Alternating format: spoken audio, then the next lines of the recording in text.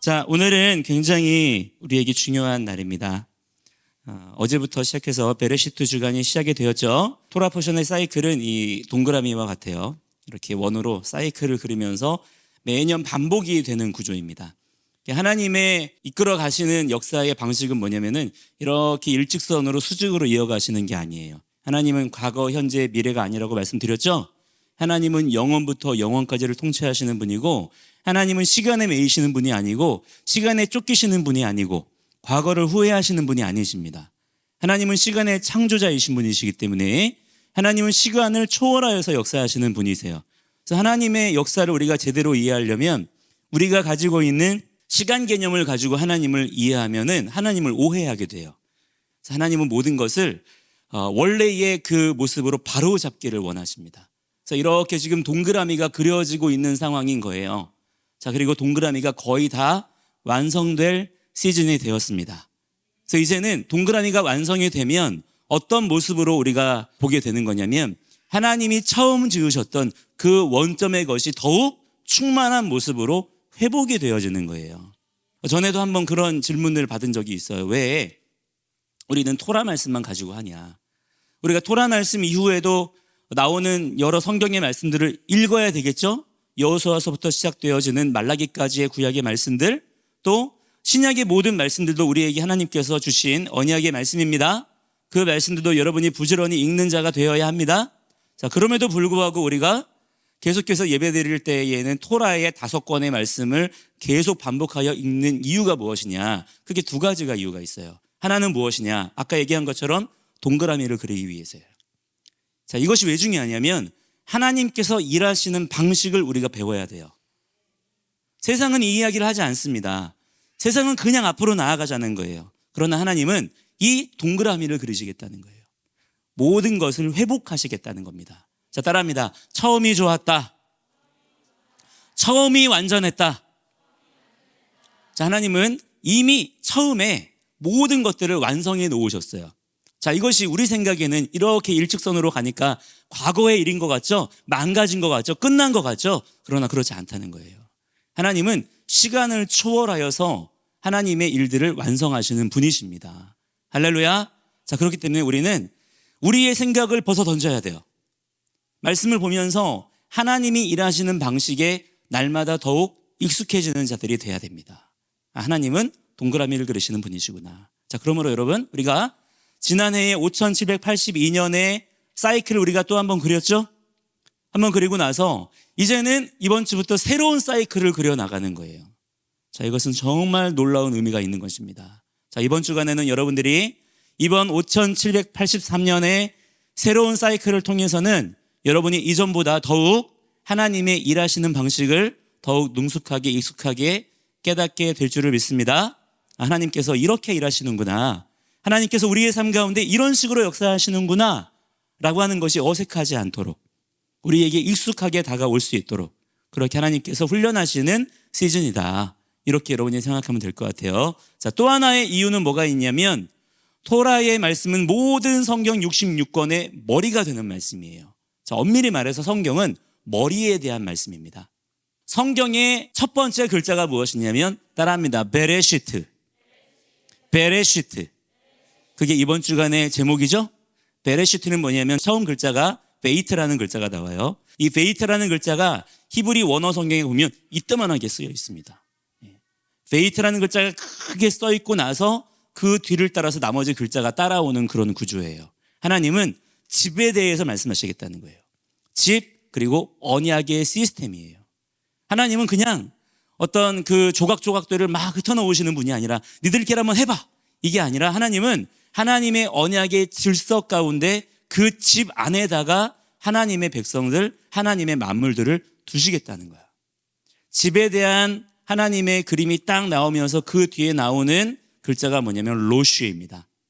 그게 베로시트예요. 베레시트. 뭐냐면 그 집의 머리에 대한 이야기를 하시겠다는 거예요.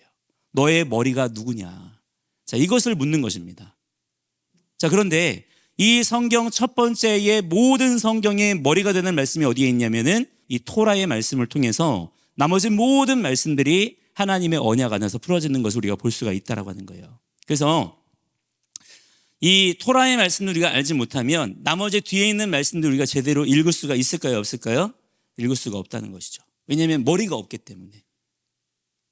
우리가 머리의 말씀을 알면 뒤에 따라오는 말씀들을 우리가 더 깊이 잘 이해할 수가 있습니다. 신약에 기록된 하나님의 말씀들 있죠? 이 신약에 기록된 말씀들은 구약의 말씀을 우리가 알지 못하면 우리가 오해하게 돼요.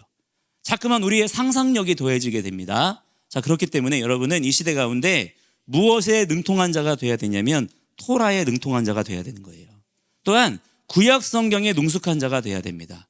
그리고 그 능숙함으로 신약의 말씀을 취하여 살아갈 수 있는 그러한 믿음의 삶이 여러분들에게 훈련되어져야 됩니다. 자, 그래서 이번 주간부터 시작되어지는 새로운 토라의 사이클들을 여러분들이 기쁨으로 감사함으로 받을 수 있는 그런 시간들이 되기를 바랍니다. 자, 또 하나 우리에게 오늘이 중요한 이유가 무엇이냐면 아까 여러분에게 얘기한 거 있죠? 쉐미니 아체엣 베초트 하베라카 심카 토라. 자, 그것이 바로 오늘이에요. 자, 따라합니다. 쉐미니 아체엣 베초트 하베라카 심카 토라. 자, 이 날에는 하나님께서 우리에게 지난 5782년의 토라의 한 사이클을 우리가 읽었나요? 우리는 그렇게 생각할 수 있어요. 내가 읽었지. 내가 그 광야를 건넜지 라고 생각할 수 있지만 하나님께서 뭐라고 말씀하십니까? 내가 너희를 독수리의 날개로 업었다. 내가 너희를 건너게 했다. 내가 너희를 이끌었다라고 말씀하시죠? 우리가 그 말씀에 아멘 하는 가운데 지난 5782년의 하나의 사이클을 완성하게 하신 우리 주님께 감사하며 찬양하며 기쁨을 올려드리는 그러한 날입니다. 오늘에는 여러분들이 어떤 말씀을 읽어야 되냐면 데바림 33장 1절부터 34장 12절까지의 말씀을 여러분이 오늘 하루에 다 읽어야 합니다. 다시요. 신명기 33장부터 34장까지예요. 아시겠죠? 그것을 여러분들이 오늘 다 읽어야 합니다. 어떤 마음으로 읽어야 할까요? 막 이런 마음으로 읽어야 될까요? 어떻게 읽어야 될까요? 기쁨으로. 감사합니다, 주님. 우리에게 지난 5782년에 이 머나먼 여정을 인도하신 주님 감사합니다. 할 줄 알면서 여러분들이 오늘 이 신명기의 말씀을 완성할 수 있는 그런 시간들이 되기를 축복합니다. 할렐루야. 자, 그러면서 우리가 또한 오늘 주어진 이 창세기의 말씀도 읽어야 되는 거예요. 자, 짧게 오늘 내용들 짧게 중요한 것만 짚어서 말씀드릴게요. 7절에 보니까 야훼 하나님께서 그 땅의 흙으로 그 사람을 지으시고 그의 코에 생명의 호흡을 불어넣으셨다. 그러자 그 사람이 생물이 되었다라고 번역을 하는데 이 생물이라는 이 단어가 사실은 우리나라 단어로는 표현할 수 있는 길이 별로 없기 때문에 이렇게 번역을 했을 거예요. 어쩔 수가 없겠죠. 단어로 번역을 해야 되니까. 근데 이 하인 에페시라고 하는 것은 이 어떤 단어로 표현하기 굉장히 어려운 그런 표현이에요. 그래서 이 표현은 사실은 생물이라고 번역이 되었지만 우리가 오해하기 딱 좋은, 그래서 우리가 이제 이런 생각들을 가지게 되고 있는 거죠. 자, 근데 여기서 말씀하고 있는 건 뭐냐면 하나님께서 사람을 지으셨지만 그 사람을 지으신 하나님의 창조의 목적은 그냥 살아 움직이는 생명체 그 정도의 비전이 아니셨다는 거예요. 하나님께서는 우리 각 사람을 지으시고 그 비전이 무엇이냐? 우리 안에 들어오기를 원하셨다는 겁니다. 그게 처음부터의 하나님의 창조 계획이었다는 거예요. 오늘 이 7절 말씀에 그의 코에 생명의 호흡을 불어넣으셨다라고 하는 것은 그냥 숨이 아니에요. 그냥 바람을 불어넣으신 게 아니라 루아흐입니다. 성령님을 의미하는 단어예요. 성령님이 우리 안에 들어오심으로써 우리가 비로소 생명이 되었다는 거예요. 여러분, 성령님은 우리에게 옵션이 아닙니다. 우리와 함께 계시면 좋고 함께 안 계시면 좀 아쉽고 이런 정도가 아니라 하나님의 우리를 지으신 창조의 목적이 온전히 회복이 되기 위해서는 누가 우리에게 필요하다는 거예요? 성령님이 반드시 우리에게 필요하다는 거예요. 그래서 창세기 6장에 보면 사람의 죄악의 관영함에 따라서 하나님의 영이 우리 사람에게서 떠나십니다. 더 이상 사람들과 함께하지 않으시겠다는 거예요. 그러나 하나님은 구약 성경 내내 다시 내가 너희들에게로 돌아갈 것이다라는 예언의 말씀을 주셨고요. 그 말씀이 언제 성취가 되었습니까? 예수님의 죽으심과 부활하심과 승천 이후에 오순절 날이 이미 이름에 그 말씀을 통해서 성취가 된 거예요. 그리고 지금 이때까지 우리들에게도 그 역사가 이어지고 있는 것입니다. 자, 예수 그리스도 안에서 우리가 거듭났다라고 하는 증거가 무엇이냐면 성령님이 우리에게로 다시 돌아오신 거예요. 할렐루야. 우리가 예수 그리스도 안에서 하나님께로 돌아갔더니, 하나님께로 돌아가는 자가 되었더니, 슈브하는 자가 되었더니 우리를 떠나셨던 성령님께서 우리에게 다시 돌아오셨습니다. 자, 이것이 바로 회복이고 구원이 되는 거예요. 그래서 여러분, 하나님이 우리를 지으셨던 그 처음의 비전이 우리의 삶 가운데 놀랍게 회복이 되었고요. 이제 우리 주님 다시 오시는 날, 우리의 이 아직 썩어질 이 육체까지도, 우리의 이 몸까지도 하나님이 처음 지으셨던 그 모습 그대로 변화될 줄을 믿습니다. 자, 근데 8절에 보니까 이런 말씀이 나와요. 야훼 하나님께서 동쪽에 있는 에덴에 동산을 만드시고 그가 지으신 사람을 거기에 두셨다라는 표현이 나옵니다. 에덴은 무슨 뜻이죠? 기쁨이에요. 그 기쁨 가운데 무엇을 두셨다? 동산이라고 하는 것은 울타리입니다. 그냥 언덕이 아니에요. 울타리를 두셨다는 거예요. 기쁨 위에다가 울타리를 두셨어요. 왜 그럴까요? 왜 울타리를 두신 걸까요? 우리를 제어하시는 걸까요? 우리의 기쁨을 방해하시는 걸까요? 아니에요. 우리의 기쁨을 지키시겠다는 거예요. 우리의 기쁨을 원수들이 빼앗지 못하게 하시겠다는 거예요. 우리가 생각을 그렇게 바꿔야 합니다.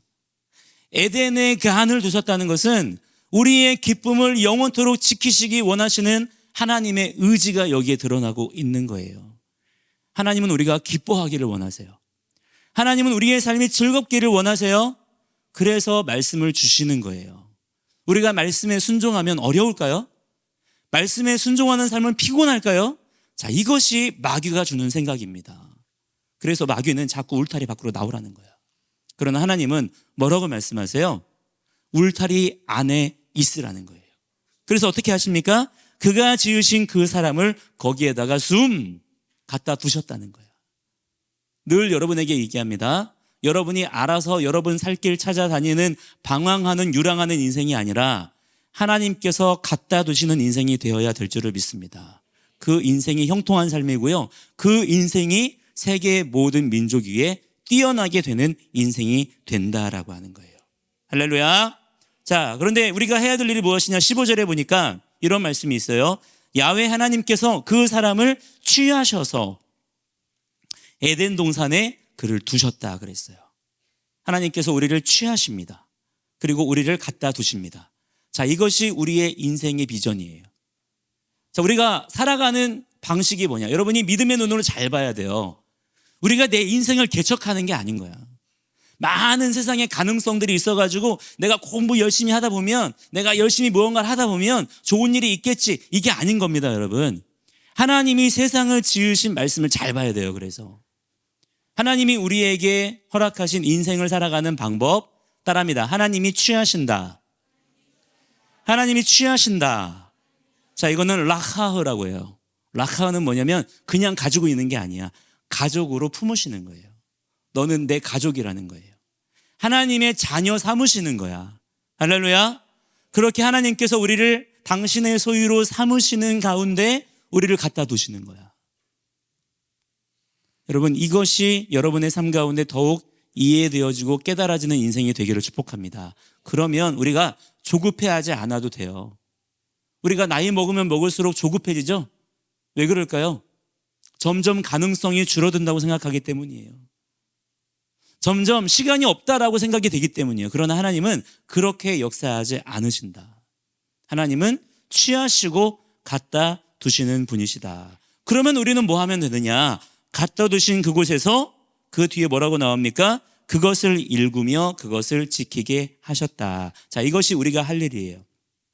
자, 우리가 해야 될 일이 무엇이냐? 따라합니다. 하나님의 창조를 일구며 하나님의 창조를 지키는 것. 자, 우리는 하나님의 형상으로 지음 받았어요. 아시겠죠? 형상은 뭐냐면 하나님을 반사하는 존재인 거예요. 마치 거울 같다고 보면 돼요. 자, 우리를 통해서 세상이 하나님을 보는 거예요. 아시겠어요? 근데 하나님은 뭐 하시는 분이에요? 하나님의 직업은 뭐라 그랬어? 창조주. 하나님은 창조주세요. 그 모습이 우리에게 비춰야 되는 거야. 자, 그러면 우리를 통해서 보여져야 되는 모습이 뭘까? 우리는 뭘 해야 될까요? 우리 또한 마찬가지로 하나님의 창조의 일들을 세상 가운데 해나가는 자들이 돼야 됩니다. 그럼 여러분, 하나님께서 세상을 어떻게 창조하셨나요? 막 분주하게 막 왔다 갔다 하시면서 이거 모으고 저거 만들고 막 그렇게 하셨나요? 아니죠. 하나님은 하나님의 말씀을 선포하셨습니다. 자, 핵심은 소리에 있는 거예요. 우리가 지금 이 비전을 잃어버렸어요. 이 인사이트를 놓쳤어요. 그래서 우리가 소리 내지 않아요. 우리의 소리를 원수에게 뺏겼어요. 세상 사람들이 말하는 모든 소리들이 다 뭐냐면 세상에 괴상한 소리들을 내고 있는 거예요. 하나님의 창조를 파괴하는 소리들, 남을 저주하고 비방하는 소리들, 욕지거리, 음란한 말들을 막 소리내고 있어요. 그래서 세상이 망가지고 있는 거예요. 이 소리를 하나님의 형상들이 바꿔야 됩니다. 하나님의 창조의 말씀을 따라 소리 내면 되는 거예요. 그것이 오늘 말씀에 나오는 199 지키는 것입니다. 여러분, 우리가 하나님께서 우리에게 배우게 하신 말씀을 소리 내기 시작할 때, 뭐 하기 시작할 때? 소리 내기 시작할 때, 아멘. 그럴 때 하나님의 창조의 능력이 여러분의 삶을 통해서, 오늘 여러분 에덴에서부터 강이 흘러나오는 거 봤죠? 이런 역사가 일어나게 되는 거예요. 오늘 여러분이 있는 그 자리가 에덴이 될 것입니다. 그 에덴을 통하여 세상으로 강물이 흘러가게 될 거예요. 그 역사를 감당할 수 있는 그런 여러분들의 삶이 되기를 축복합니다. 함께 이 시간에 간절한 마음으로 기도할 때, 하나님, 우리가 이번 주간에 이 베레시트의 말씀들을 통해서 또 오늘의 쉐미니 아체렉과 베조타베라카와 심카토라의 이 시간들을 통해서 우리가 하나님을 더욱 송축하고 하나님을 더욱 바라보는 자들이 되게 하여 주옵소서. 또한 우리에게 허락하신 하나님의 형상된 사명을 우리가 온전히 감당할 수 있는 믿음의 사람들이 다 되게 하여 주옵소서. 우리 간절한 마음으로 주여 부르고 기도합니다. 주여.